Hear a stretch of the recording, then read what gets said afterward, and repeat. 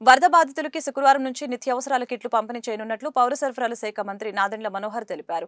మొదటి రోజు 50,000 కుటుంబాలకి కిట్లు పంపిణీ చేసేందుకు ఏర్పాట్లు చేస్తున్నామని అన్నారు. 25 కేజీల బియ్యం, కేజీ కందిపప్పు, కేజీ పంచదార, 2 కేజీల ఉల్లిపాయలు, 2 కేజీల బంగాళదుంపలు, లీటర్ వంట నూనెతో కూడిన కిట్ను బాధితులకి అందజేస్తున్నట్లు చెప్పారు. గురువారం నుంచి వరద ప్రాంతాల్లో సబ్సిడీదారులపై కూరగాయల విక్రయాలు మొదలయ్యాయి. 2 లక్షల కుటుంబాలకి నిత్యావసర కిట్లు పంపిణీ చేసేందుకు ఏర్పాట్లు పూర్తి చేశామని తెలిపారు. ఈ పాస్ మిషన్ ద్వారా సరుకుల పంపిణీ జరుగుతుందని అన్నారు. రేషన్ కార్డులు లేని వారికి ఆధార్ కార్డు ద్వారా లేదా బయోమెట్రిక్ ఆధారంగా పంపిణీ చేస్తామని స్పష్టం చేశారు. గ్యాస్ కంపెనీలు కూడా సర్వీస్ చేసేందుకు ముందుకొచ్చాయని, ముంపు ప్రాంతాల్లో 12 సర్వీస్ కేంద్రాలు ఏర్పాటు చేస్తారని వెల్లడించారు. ప్రాథమికంగా వచ్చిన అంచనాల మేరకు సుమారు 2 లక్షల బెనిఫిషరీస్ని ఐడెంటిఫై చేశాం. వాళ్ళందరికీ కూడా మ్యాపింగ్ జరుగుతుంది. అందుకనే ఇందాక మీతో అన్నట్టు మోస్ట్ ఎఫెక్టెడ్ ఏరియాస్ నుంచి ముందు మొదలుపెట్టి ప్రారంభించి క్రమేకంగా వేరే ప్రాంతాలు కూడా పూర్తి చేసుకుంటాం.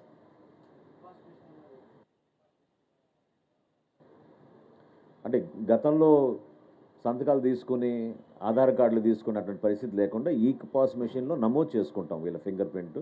ఎందుకంటే ఆ డేటా ఆల్రెడీ మా దగ్గర ఉంటుంది కాబట్టి పౌర సరఫరాల శాఖ ఏ విధంగా మేము ప్రతి నెల మేము రేషన్ సరఫరా చేస్తామో ఆ విధంగా ఆ బెనిఫిషరీ ఐడెంటిఫికేషన్ కోసం మేము ఈ పాస్ మెషిన్లు వాడతాం. ఎవరికైతే రేషన్, చాలా మంచి ప్రశ్న, ధన్యవాదాలు, మర్చిపోయిన అంశం. ఎవరికైతే రేషన్ కార్డులు లేవో వాళ్ళు ఆధార్ కార్డులో బేస్ చేసుకుని చూపిస్తే దాన్ని నమోదు చేసుకుని ఇమీడియట్గా వాళ్ళు కూడా ఇదే విధంగా సరఫరా చేయమని ముఖ్యమంత్రి గారు ఆదేశించారు. దాన్ని మేము పాటిస్తాం.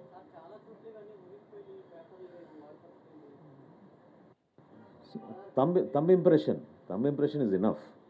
థంబ్ ఇంప్రెషన్ బేస్ చేసుకుని ఈ పాస్ మెషిన్ ద్వారా నమోదు చేసుకుని ప్రతి ఒక్కరు కూడా ఈ విధంగా మేము అందిస్తాం.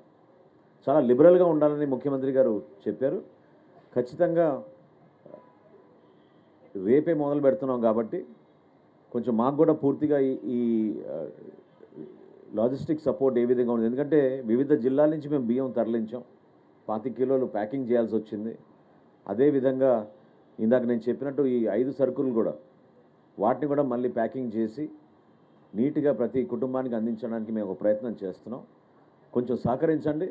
రేపు ఉదయం నుంచి కూడా ప్రారంభించినప్పుడు ఖచ్చితంగా ప్రతి ఇంటికి మేము వచ్చి సరఫరా చేయాలనే ఒక ప్రయత్నం మాత్రం రేపు చేసి సక్సెస్ అవుతామని మేము ఆశిస్తున్నాం.